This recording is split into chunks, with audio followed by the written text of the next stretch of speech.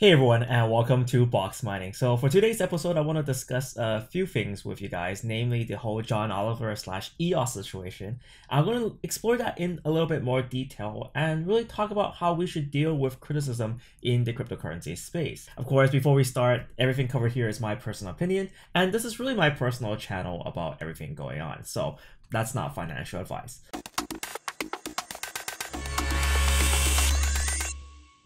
So let's start off with John Oliver and this whole EOS episode yesterday. So yesterday, after viewing the comments about the episode I aired where I talked about John Oliver's criticisms, there were a lot of EOS defenders. A lot of people in the EOS community were really upset that John Oliver chose to discuss them and didn't really put them in a positive light.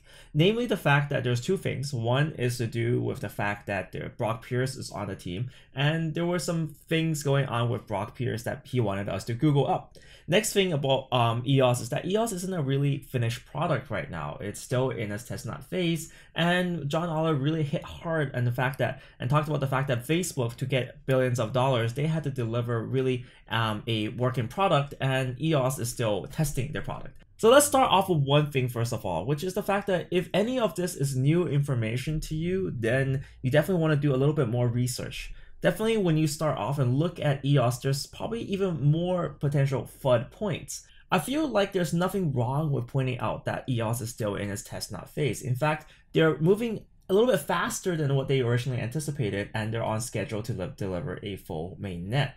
So in that respect, it's okay to talk about it. It's okay to be critical about it too. I feel like the more people that know about the current state of the EOS project and how many people are brought on board and the current features, the better it is. And I think welcoming criticism is really important in this cryptocurrency space. It's so easy to just buy into one coin or one token and just go, yeah, I only want to hear the good things about it. But at the same time, it's extremely important to be critical of these projects. So yeah, we definitely want to add more fire to EOS to be even more transparent, to publish even more publications, and to inform us what features are going well, what features aren't going well, and update us on each milestone. This is something that I've been pushing really hard for different projects to do, to be more and more transparent and discuss different things with us. And I feel like this is getting the mainstream media to call this out is extremely good, and I don't view what John Oliver is saying as FUD. In fact, after that episode aired, I took a deeper look and deeper dive into EOS, and I really like the current development. It seems to be going pretty well. They have the Dawn 2.0 update coming up, and they seem to be on track to still delivering a blockchain. That doesn't mean it's not risky though. I think it's important to kind of realize that everything that's under development is still risky, but at the same time, encouraging criticism and being more open to it and being more grateful, I think is quite important.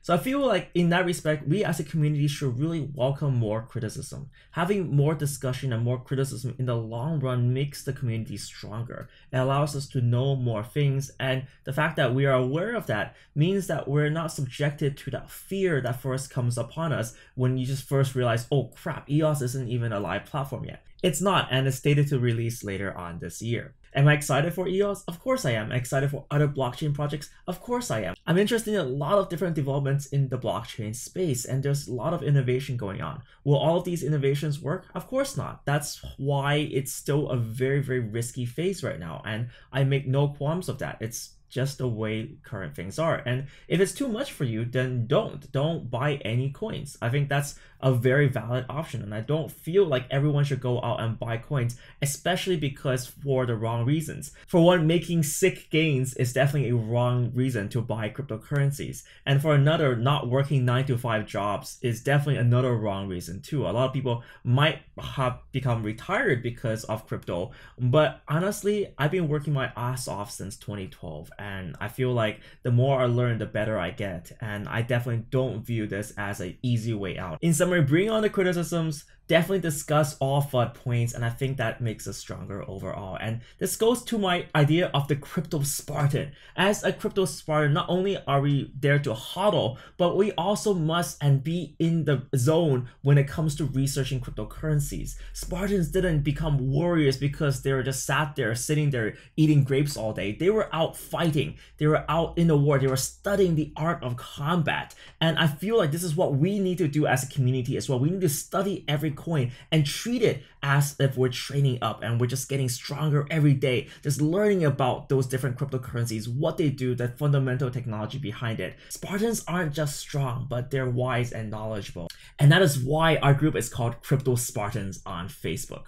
So on the next point as well, there's a lot of very exciting things on this channel as well. I've been basically gone to work and started creating and editing up a lot of old videos. This is a nasty habit I get, that I store up a lot of clips and unfortunately I don't edit them and release them. So I'm on my way to releasing more nutshell videos. So these are videos that kind of summarize a cryptocurrency at its basic core principles, and that allows you guys to research even more about a coin. So I want to do more of that in the coming weeks ahead. I'm also going to GDC. I'm going to reconnect back to my gaming roots, and I feel like a lot of things this year has to do with applications of blockchain technology, and I want to see how blockchain is applied in the gaming space. A lot of projects are going to be at GDC this year. So for example, Engine's going to be there, Wax is going to be there, I think DMarket's going to be there too, and I think a few new gamers, I think a lot of indie companies are interested in developing for blockchain too. So I really want to see what's up and get down and dirty with everything going on there.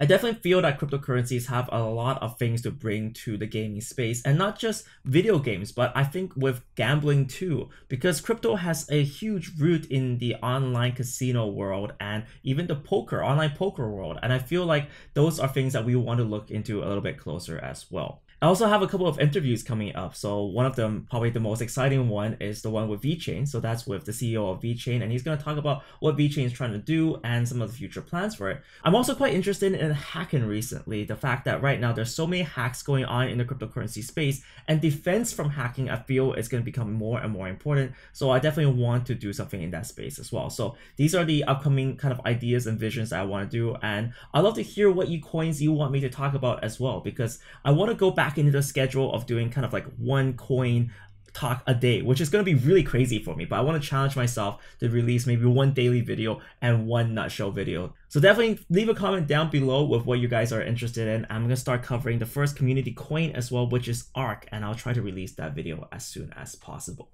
Thank you guys so much for watching this video. Remember to click that little subscribe button to keep in touch and get updated when these new videos are released. See you guys next time.